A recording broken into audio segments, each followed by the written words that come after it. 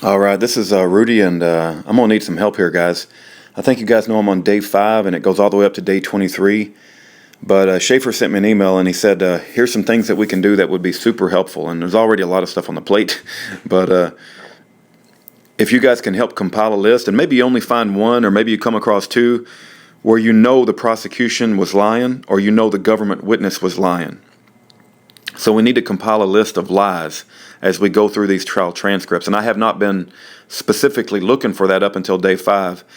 Although I did put like my miscellaneous thoughts as I thought how they were exaggerating, just the whole situation, just taking hours and showing guns and duty belts and pepper spray and CS canisters and empty grenade shells and expended fuses. It's like just insanity, right? Just showing, it's like that's what militias do, right? A country boy in Texas has all of that stuff, But anyway, here's what he said, and I need to enlist your guys' help. And even if somebody just gets one, it's like another person gets one, it ends up being 10 eventually, and then you get several, right? But he says it would be super helpful. What you can do is simply catalog all the lies, which is what we're doing anyway, but here's how it helps.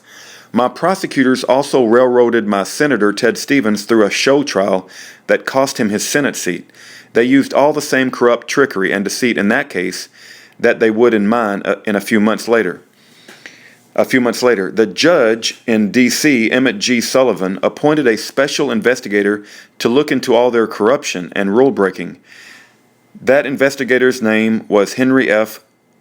Schulke, Schuelke III.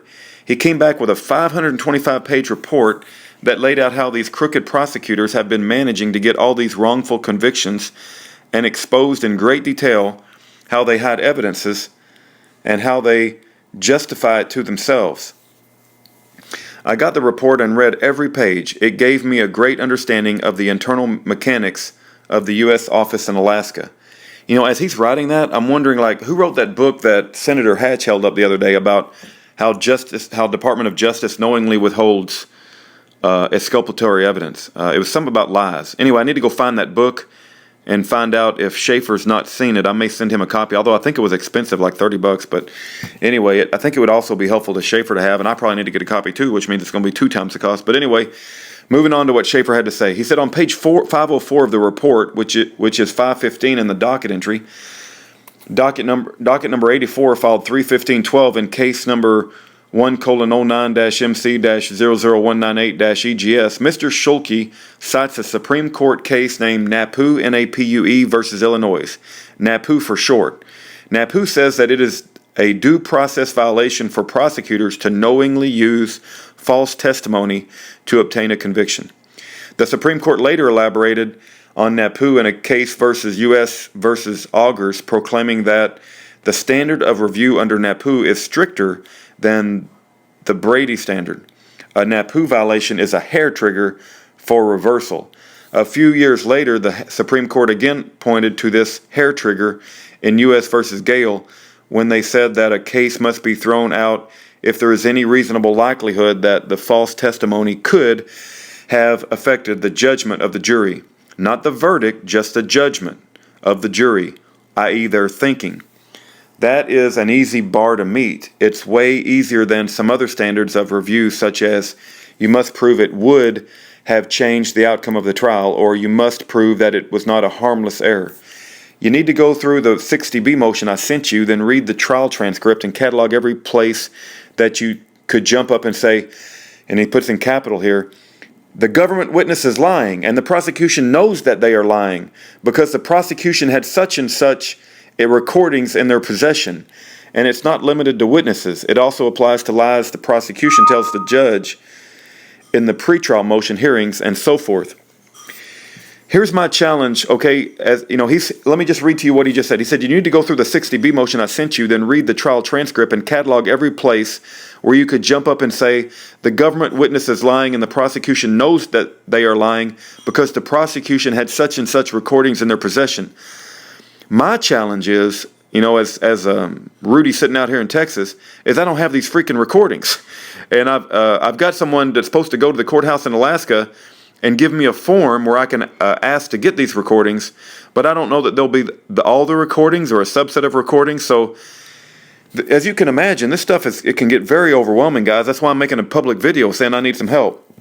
Here, Schaeffer goes on to write, find all the lies and list them one by one. If you can do that, I can use the list, which will be quite long, to file a motion that will hopefully pull that hair trigger and get me out.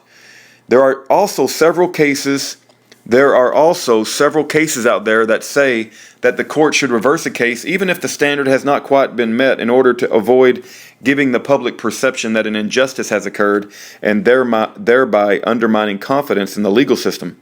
So this just means you need to catalog all the lies and take them to YouTube and the press before we take them to the judge. I will make copies of the pages, the Schulk report, and mail them to you May the 27th, 2016. Like I said, when the truth gets out, so will I. So I think Schaeffer's got some really good points here, and that'll give me like something else to think about as I go through these trial transcripts, which is going to take me a long time. I'm only up to day 5, and I've been at it for a while already. But I need to be thinking as I'm going through this, where is the prosecution lying? Where are the government witnesses lying? And the prosecution knows that they're lying.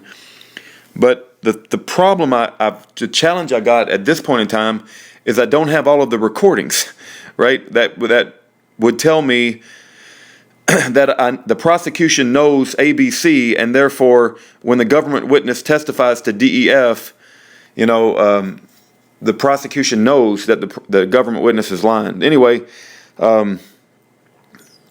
it doesn't matter how much work it is. What matters is we got an innocent brother in the Lord in prison, and the devil has captured him.